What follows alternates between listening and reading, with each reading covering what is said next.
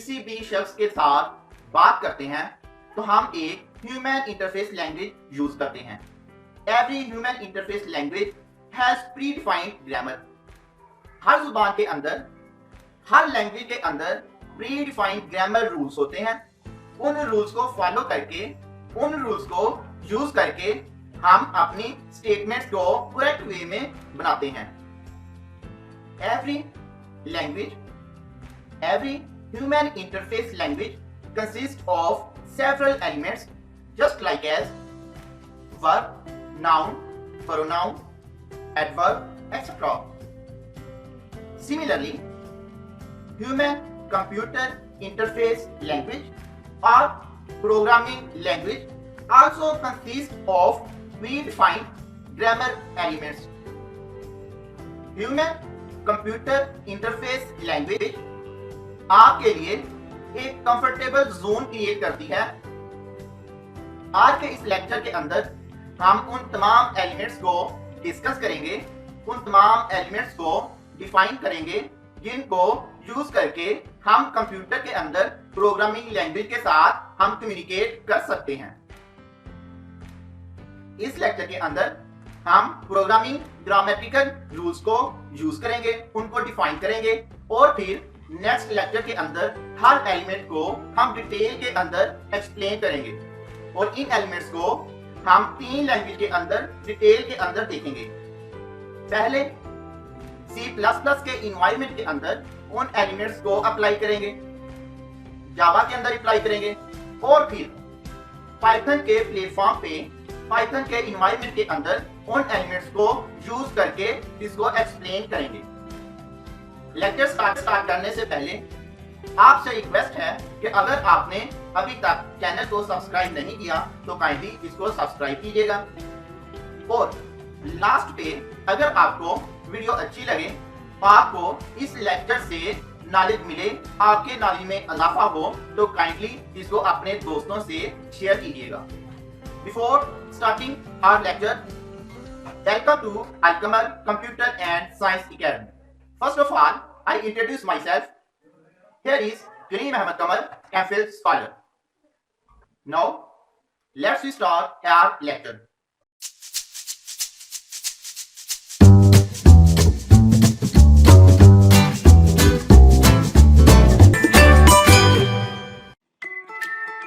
Basic element या फिर basic terms of programming के अंदर सबसे अहम बात वो है प्रोग्रामिंग इन्वायरमेंट। मसलन आपने कोई भी काम करना है तो आपको सबसे पहले उसका एक इन्वायरमेंट क्रिएट करना होगा।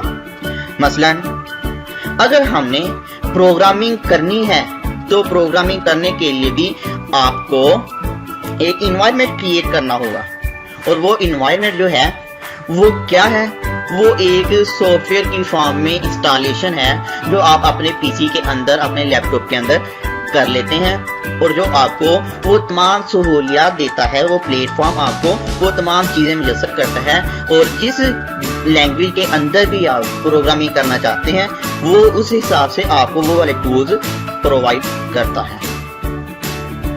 It is not an element of a programming language. Simply, we can say that it implies a base on the top of which we can do our programming. For this, we need a software installation in PC.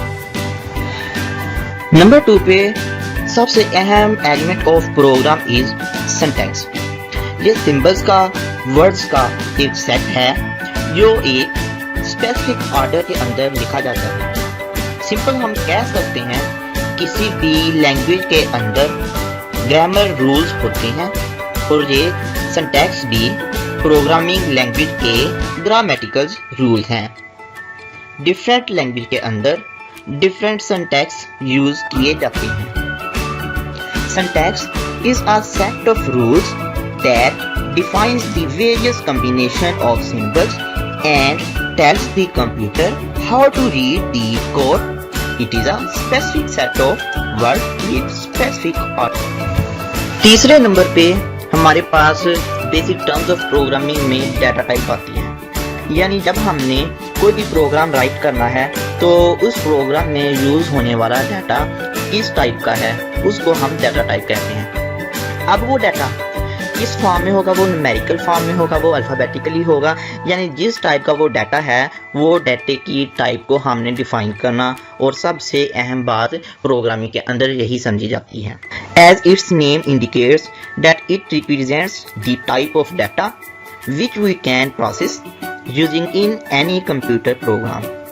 It can be numeric, alphanumeric, decimal, etc. ये किसी भी किस्म का data हो सकता है जिसको define करना प्रोग्राम के अंदर बहुत ही ज़रूरी है। अब हम एक एग्जाम्पल के थ्रू इसको समझते हैं। मसलन 2-3 क्लास के बच्चे के लिए इंग्लिश की अलग कॉपी होती है, उर्दू की अलग होती है और मैथ की अलग है, यानी हर सब्जेक्ट की अलग है। हम कह सकते हैं जिस टाइप का होमवर्क उसने करना है उसी टाइप की उसको कॉपी दे दी जाती है। प्रोग्रामिंग लैंग्वेज के अंदर जिस टाइप का डाटा हमने प्रोग्राम में इंटर करना है वो उसकी डाटा टाइप होती है। और फिर जब वो कॉपी बच्चे को दे दी जाती है कि इसके अंदर सिंगल लाइन वाली कॉपी के अंदर आपने उर्दू लिखनी है, 4 लाइन वाली कॉपी के अंदर आपने इंग्लिश लिखनी है और बॉक्सेस वाली कॉपी के अंदर आप अपने टेबल या मैप का काम करो। तो हम क्या करते हैं, हमने उसको अपना होमवर्क करने के लिए एक स्पेस दी है, एक लोकेशन दे दी है, यानी एक मेमोरी हमने उसको एलोकेट कर दी है। तो जब हम प्रोग्राम राइट करते हैं तो पहले हम उस प्रोग्राम की डाटा टाइप को मेंशन करते हैं। उसके बाद फिर हम उसको एक मेमोरी एलोकेट कर देते हैं। तो उस मेमोरी को, उस स्पेस को हम वेरिएबल का नाम दे देते हैं। Variables are the names that are given to the computer memory location which are used to store the values in computer program. अब 5वें नंबर पे हमारे पास जो टर्म आती है उसको हम कहते हैं कीवर्ड। कीवर्ड वो वाले वर्ड्स होते हैं, रिजर्व वर्ड होते हैं जो प्री डिफाइंड होते हैं। जब एक डेवलपर कोई भी प्रोग्रामिंग लैंग्वेज यानी उसका सेटअप डेवलप करता है तो वो जिन अल्फाज को, जिन वर्ड्स को वो स्पेसिफाई कर देता है तो वो फिर कोई भी प्रोग्रामर उसको दोबारा चेंज नहीं करता, वो इसको एज इट इज लिखता है। वो वाले वर्ड्स कीवर्ड हैं जिनके स्पेसिफिक मीन्स होते हैं और वो मखसूस हो जाते हैं उस लैंग्वेज के लिए, तो उनको हम कभी भी वेरिएबल के नेम के लिए हम यूज नहीं। Are the reserved word, different languages use different keywords but most common, यानी सबसे अहम बात यह है सब लैंग्वेज डिफरेंट कीवर्ड्स यूज करती हैं और उनके अंदर सबसे कॉमन बात यह है that we can use these reserved word as variable name. If you use these words then syntax errors occur. Number 6 पे है बेसिक ऑपरेटर। बेसिक ऑपरेटर असल में ना एक सिंबल है जो कंपाइलर और इंटरप्रेटर को बताता है कि कौन सा ऑपरेशन परफॉर्म करना है। वो कोई एक मैथमेटिकल भी हमारा हो सकता है, रिलेशन भी हो सकता है या फिर लॉजिकल भी हो सकता है। मसलन हमारे पास एक एक्सप्रेशन है a + b = c। अब a, b और c ये तीनों हमारे पास दरमियान में एक प्लस का साइन है और एक इक्वल का साइन है। ये दोनों बेसिकली ऑपरेटर्स हैं। प्रोग्राम राइट करते हुए हमारे पास एक ऐसी सिचुएशन आ जाती है कि यहाँ पे हमारे पास 2 या 2 से ज़्यादा ऑप्शंस आ जाते हैं और फिर हमने इंस्ट्रक्शंस के अकॉर्डिंग, स्टेटमेंट के अकॉर्डिंग ही डिसाइड करना कि हमने किस ऑप्शन को चूज़ करना है। तो ऐसी सिचुएशंस के अंदर हम जो सी स्टेटमेंट्स यूज़ करते हैं उनको हम कहते हैं डिसीजन मेकिंग स्टेटमेंट्स। मसलन अगर हम प्रोग्राम राइट करते हैं जिसके अंदर हम ये करते हैं कि अगर किसी भी स्टूडेंट के मार्क्स 40% से अबव हैं तो हमारी आउटपुट आए पास, और अगर 40% से लेस हैं तो हमारी आउटपुट आए फेल। तो ऐसी सिचुएशन के अंदर हम स्पेसिफिक स्टेटमेंट्स यूज करते हैं जिनको हम डिसीजन मेकिंग स्टेटमेंट कहते हैं। इसके बाद आता है लूज। अब लूप से मुराद सिंपल है, जैसे वर्ड ही है, लूप बन रहा है, यानी एक सर्कल चल रहा है। इसका मतलब ये हुआ कि हमने जब किसी भी स्टेटमेंट को रिपीट करवाना है तब हम लूप्स यूज़ करते हैं।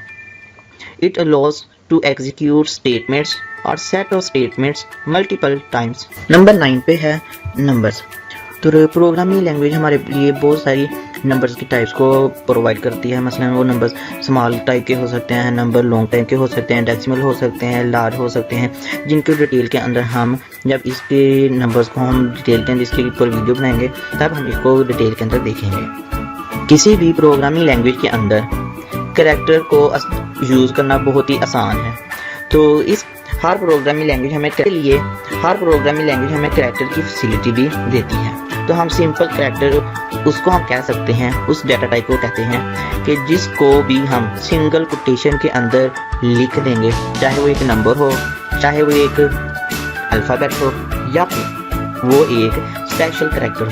जब हम उसको सिंगल कोटेशन में लिख देंगे तो वो एक कैरेक्टर बन जाएगा और कैरेक्टर डाटा टाइप आ जाएगी उसके अंदर। अगर आपसे कहा जाए कि आपने एक प्रोग्राम राइट करना है जिसके अंदर आपने एक क्लास के मार्कशीट आपने बनानी है, तो क्या होगा अगर उस क्लास के अंदर 500 स्टूडेंट्स हैं, तो क्या आप उन स्टूडेंट्स की डाटा टाइप मार्क्स की डाटा टाइप को आप हर एक ही अलग लिखेंगे?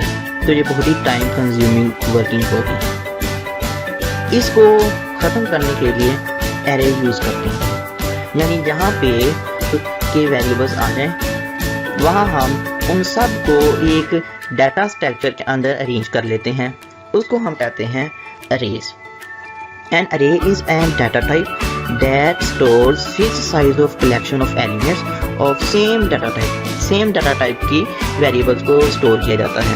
और है तो ये डाटा स्ट्रक्चर, लेकिन इसको प्रोग्रामिंग के अंदर इसको ज़्यादातर यूजफुल समझा जाता है। नेक्स्ट है string.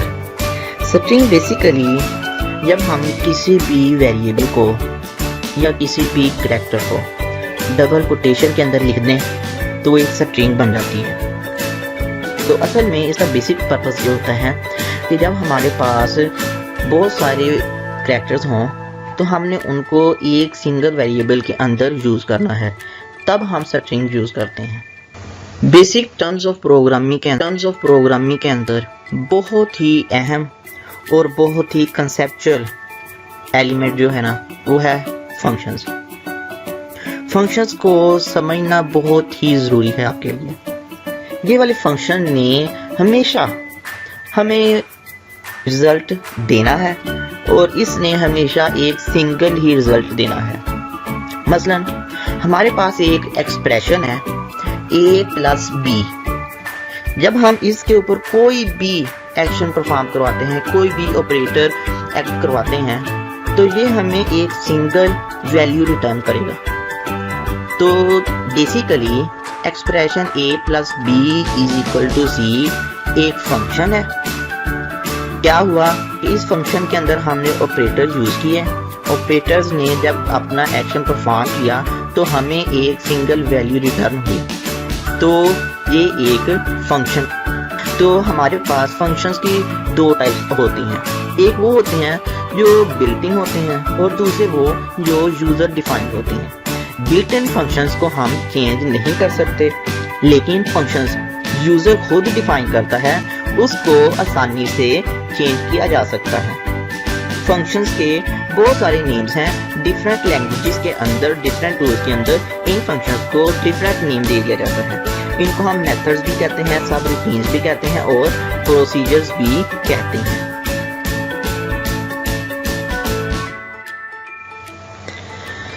Number 14 and last one basic term of programming is file input and output। वो वाली फाइल जिसके अंदर हम डाटा राइट करते हैं वो इनपुट फाइल है, और जिस फाइल से हम डाटा रीड करते हैं उसको हम आउटपुट फाइल कहते हैं।